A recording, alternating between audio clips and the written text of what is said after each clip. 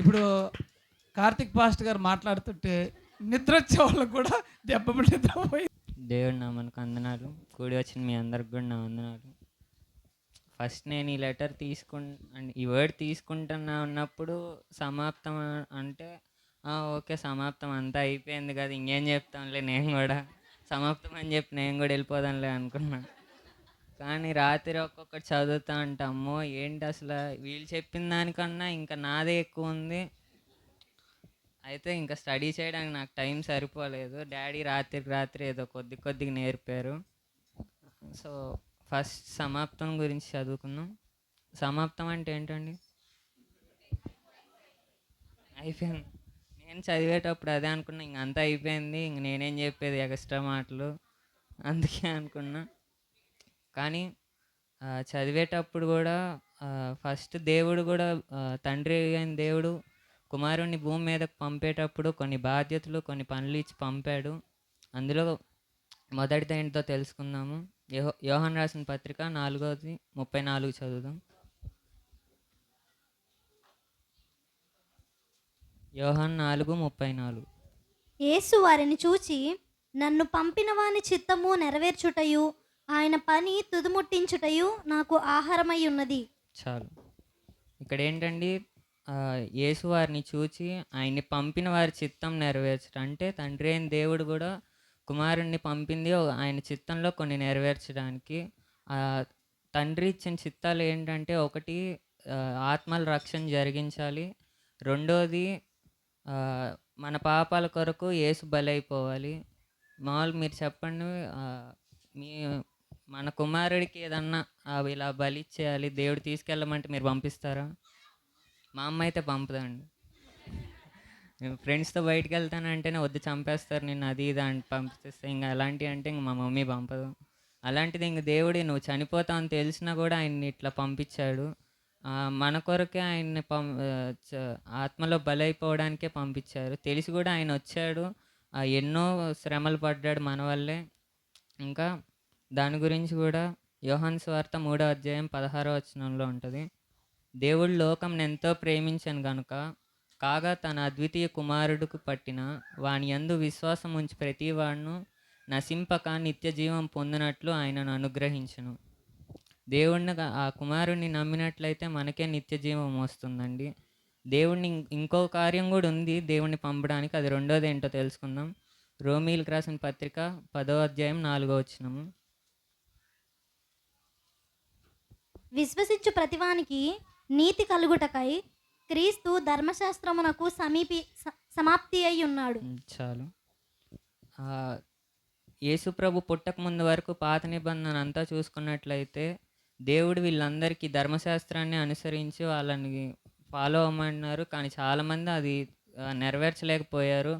భూమి మీదేమో పాపం ఎక్కువగా ఉంది, బిడ్డలు ఇలా ఉన్నారని చెప్పి తండ్రి అయిన దేవుడు కుమారుణ్ణి పంపి వీళ్ళ కొరకు నువ్వు బలైపోవాలంటే ధర్మశాస్త్రం అనేది ఏం చెప్పిద్ది అంటే, ఎంతసేపు మనుష్యుడు పాపులే అని చెప్తూ ఉంటుంది. అందులో ఉండే శాస్త్రం అంతా అట్లానే ఉంటుంది. అది పోవాలంటే మాత్రం యేసు ప్రభు వారు బలవ్వాలి. అది రోమిల్కి రాసిన పత్రిక 3:20 ఉంటుంది. ఎలయనగా ధర్మశాస్త్ర సంబంధమైన క్రియల మూలముగా ఏ మనుష్యుడును ఆయన దృష్టికి నీతిమంతుడని తీర్చబడడు. ధర్మశాస్త్రము వలన పాపమనగా ఎట్టిదో తెలియబడుచున్నది. చాలు.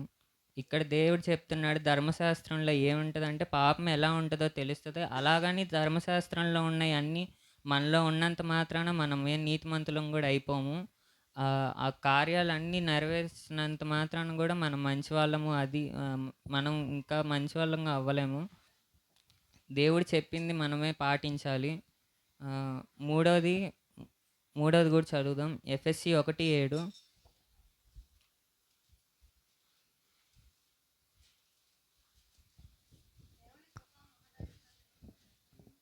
దేవుని కృపా మహదైశ్వర్యమును బట్టి ఆ పిరిని యందు ఆయన రక్తము వలన మనకు విమోచనము, అనగా మన అపరాధములకు క్షమాపణ మనకు కలిగి ఉన్నది. ఆయన రక్తం వల్లనే మనకు విమోచన ఉంటుంది. ఆయన రక్తం కార్చాడు గనకే మనకి ఇవాళ పాపం విమోచన ఉంది. అందుకే కదా సిలువేసేటప్పుడు చూస్తూనే ఉంటాం. ఎంతగా శ్రమ పడ్డాడో, నలగబడ్డాడు. యెరూషలేం సిలువలు పట్టుకొని తిరిగాడు. వీధుల్లో కొరడా దెబ్బలు తిన్నాడు. ఎన్నో అవమానాలు పడ్డాడు. అయినా చేసిందంతా మన కొరకే. మనకి ఎలాంటి సంబంధం కూడా లేదు మనకి, ఆయనకి. కానీ మన కొరకు ఆయన ఇంత చేశాడు. కానీ మనం ఇవాళ పక్కనోళ్ళ కోసం ఏదన్నా చేయాలంటే, అమ్మో! వీడు బాగుపడిపోతాడు. మనం ఎందుకు చేయాలి? మనకేం సంబంధం అసలు చేయడానికి? అంతే రిలేటివ్స్‌లో కూడా ఇలానే ఉంటారు చాలా వరకు గూడా. కానీ ఆయనేమో మన కొరకు ఇంత చేసి ఇలానే చనిపోయారు. నాలుగోది కూడా ఆఖరిది చూసుకుందాము.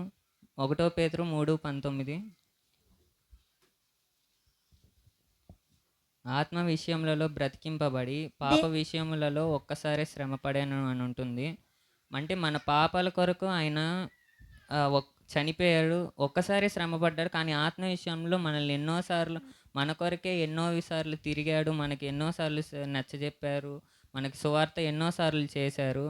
అలా అలా చేసి ఆఖరికి ఇంకా బలైపోయే టైంలో కూడా చనిపోయిన రెండో రోజు కూడా ఆయన ఆత్మలకెళ్ళి బోధ చేసి వచ్చాడండి. తిరిగి మన పాపముల కొరకు చనిపోయాడు ఆయన. తిరిగి ఆత్మలో లేచాడు కాబట్టే మన పాపాలన్నీ విమోచింపబడ్డాయి.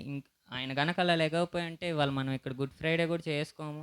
ఏముంది, అందరు చనిపోయారు, ఆయన చనిపోయారు, ఇంక లెగలేదు. అంటే కామన్ మ్యాన్ కిందే లెక్కేసుకునే వాళ్ళం ఆయన్ని. ఇలా లేచాడు కాబట్టి ఆయన దేవుడని మనం నమ్మాము. ఆయన ఇలా అద్భుత కార్యాలు చేశాడు కాబట్టే నమ్మగలుగుతున్నాము. దీన్ని బట్టి సమాప్తం అంటే ఏంటంటే, మన పాపాల కొరకు యేసు పడవలసిన బాధలు, ఆయన చేసిన ప్రాణ త్యాగాలు పూర్తయినాయి అని అర్థం. లోకం పాపం మొత్తాన్ని ఆయన ఒక్కడే వెనకేసుకున్నాడు. తన ప్రజలందరినీ రక్తాలతో విమోచన కలిగింది. ధర్మశాస్త్రంలో నుండి మెయిన్గా దానికోసం అది మనకు ఒక శాపము. ఆ శాపం నుండి విడుదల అవ్వడానికే దేవుడు మన కొరకు బలి అయ్యాడు.